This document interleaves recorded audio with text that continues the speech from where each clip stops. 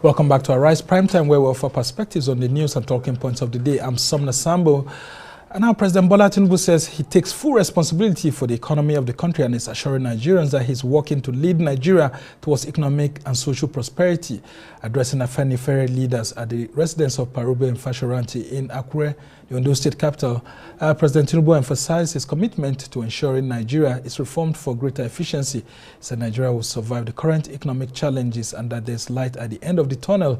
On reforming Nigeria, President Tinubu said his task will be to ensure fiscal and true federalism. And of course, earlier today in Lagos, he was very hard on the labor unions, especially the NLC, stating that the NLC was getting political at some point, and if it wants to contest elections, it should wait till 2027 and not join the opposition against his government. Well, for more on this, I'm now being joined in the studio by Paul Ibe, who is special advisor to former Vice President Atiku Abubakar. Thank you so much, Paul, for joining us. Happy New Year. Same to you. So I don't know what you think about the submission by the presidency, that those of you in the opposition are in one way or the other sponsoring protests against him, and it looks like the labor union has joined you people to actually kick against his government. You have been providing lots of proposals and hitting him hard. You think he's speaking to you through the labor unions? Somna, we are not the opposition. We are Nigerians. We are stakeholders in this project. And whether Bola Tinubu likes it or not, he has to succeed. I know, however, that it is easier to snatch, grab, rig, than it is to govern. He's a Milokon. Our Lokon, we need to put him in check. It's our responsibility as stakeholders in this project. Well, it's about time he took responsibility. He has to. It's taken 9 months, and he wanted to govern Nigeria. He had been handed the reins of government, and so that he has to take ownership of everything, the assets and the liability. So he's saying, what he's saying is nothing new. He should have taken responsibility from day one. But the question is he up to that responsibility? Well, governance is a very serious game. That's what we've seen.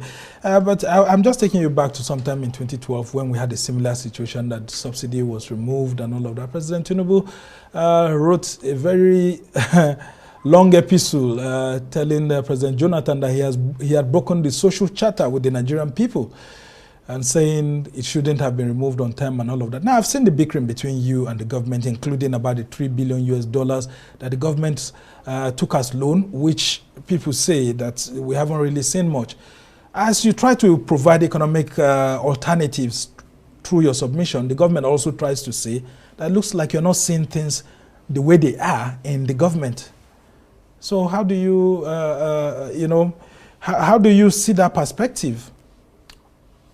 Prophet Tinubu, before he became President Tinubu, was speaking about this time in 2012 in the episode that you referred to. Because there was nothing in that letter that could not be situated in 2024. You know, so, I mean, we've been waiting for the magic, you know, that Tinubu had.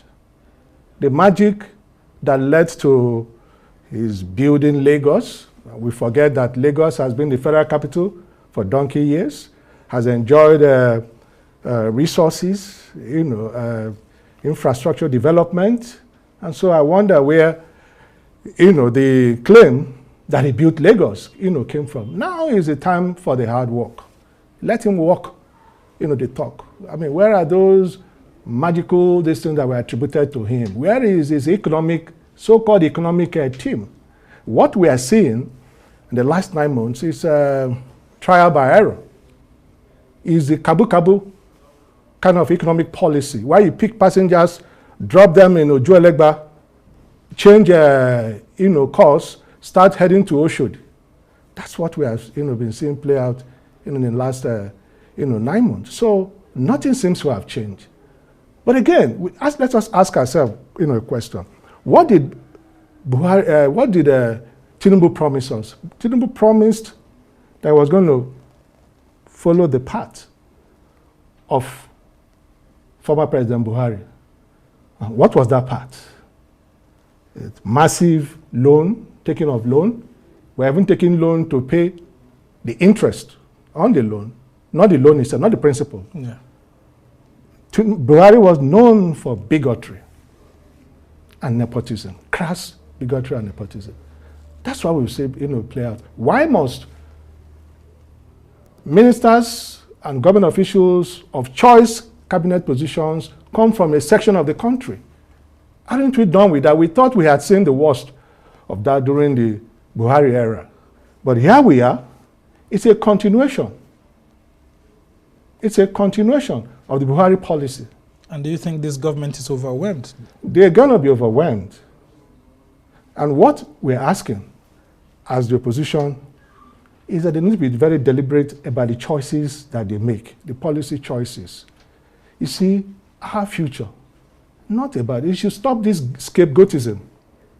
It reminds me of the animal farm of Napoleon and Squilla, who had a knack for blaming, now in this case, for everything that has gone wrong. No, the problem is it's inside of them. First of all, the cabinet that they have a lot of people there who are doing nothing, who don't have the set skills, other than the fact that they were there because of political consideration. Okay, they're asking us that, the elections are over. We should, but look at what Tinubu is doing, playing politics in 2027, speaking to NLC. That means that he's not prepared for even governance. That's because he says some of you are sponsoring NLC and protests against his government. maybe that was learned from the APC in 2012 during the what's it called? AC and them, 2013, 2014. Maybe they learned from them. And that was the era. You forgot what happened. They were calling a former president's wife, uncomplimentary names. What is it that they said in 2013, 2014 that is not playing out, today? Well, I remember one very strong one then, which really caused political uproar everywhere, when there was a remark made that Jonathan was running a kindergarten presidency. So what are we running now? You ask yourself. What we're running now is worse than a kindergarten presidency. What we are running is a juvenile presidency. Well, interesting times ahead of us, but the nation is reeling from these economic reforms that President Tinubu has brought in place. And he says it's a temporary measure. You could see him with Ruben Fashoranti, the Afenifere leader, and he was saying that, look, I know that there have been protests, including in my region where I come from, but these are temporary economic reforms that will soon be seeing the outcome, the beautiful things, the destination that we're going to. How soon do you think we should believe President Tinubu to take us to the promised land? First of all, I don't believe him that these are temporary measures. I don't believe that these measures, these policies were well thought through. They are haphazard, and they didn't look at the implications of some of the things that they did, the timing, and all of that. So, because if he did, why would the expansion of government, taking the ministerial distance to 48, right? The biggest in the history of Nigeria, and you're talking about cutting costs. Yeah, this is a country where 97% of our revenue is spent on loan, on servicing, interest of loan, not the loan itself, not the principal. And then you saw the convoy in Lagos. Those vehicles were a Toyota brand. I didn't see any Innocent. I didn't see Nord. Your colleague, Rufai was talking about what happened to Made in Nigeria. Back then when we were young, in school, we were using Chinese, T-shirts, for sporting this. Once anybody drags you or this in it, the thing gets torn. But they improved over time. And they shut their border. We don't need to close our border, but we can use policy, to ensure that the things that come into Nigeria are essentially what we need. And these are money that you're borrowing. The Senate, which is part of this government, because you cannot remove the National Assembly from this government, 160 million for a vehicle, a jeep, in this season when Nigerians are, having a multi-dimensional poverty and hunger. Hunger is on all fours, walking all over these, cities. Crime is on the upsurge. You saw what happened, was it in Lagos, the other day, over the weekend? A thief passed through the sewage to rob, a place in an estate.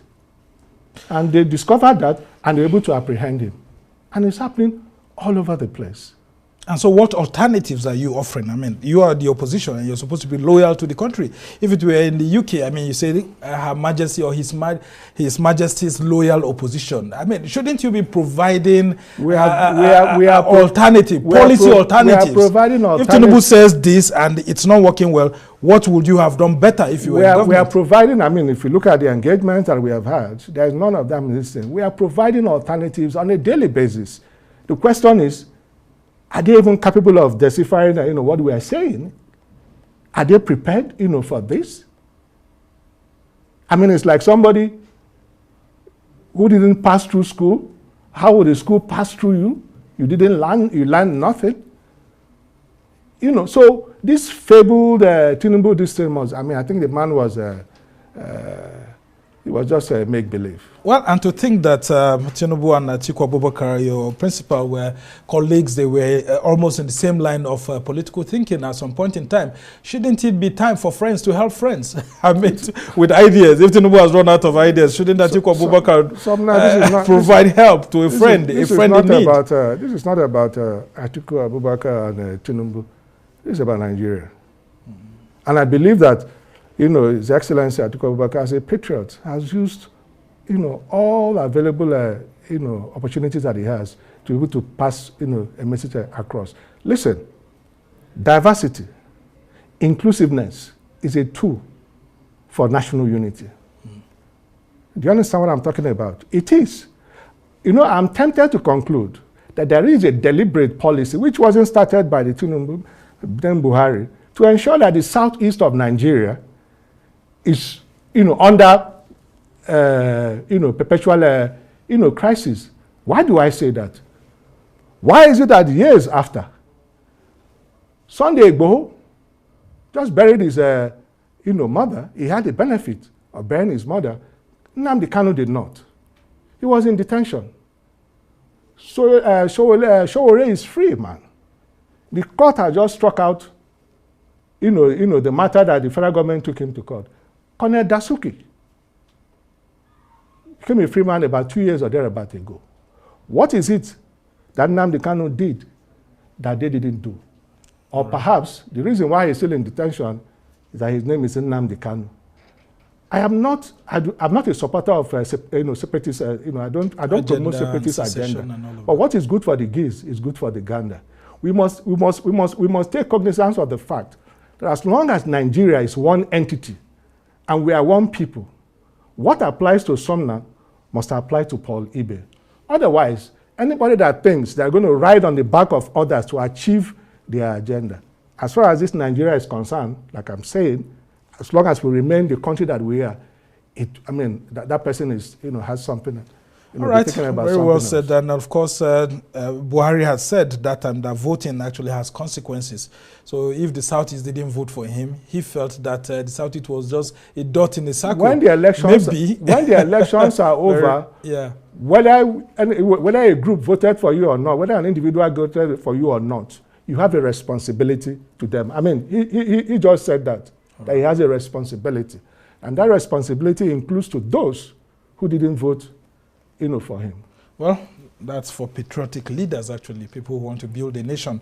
We must thank you so much. Paul Ibe is a special advisor to former Vice President Atiku Abubakar. And of course, he has been helping us to understand all the issues that have had to do with some of the statements by President Bola Tinubu. And of course, he says some of you in the opposition are sponsoring protests against his government. And so if it is true, well, we have a nation to run. So you all have to ensure that we become patriotic at some point. Protest. It's also a tool of patriotism. Okay. Wale Soyinka used it. You probably ask yourself, why is he mom? Why all of the characters who were part of the 2014 protest. 12. Where are they? Why are they more? All right, we must leave it there. That's how it's been for this edition of Arise Prime Time. Do join us again tomorrow. From me and the entire team here in Abuja. Goodbye and thank you for watching. I'm Somna Sambo.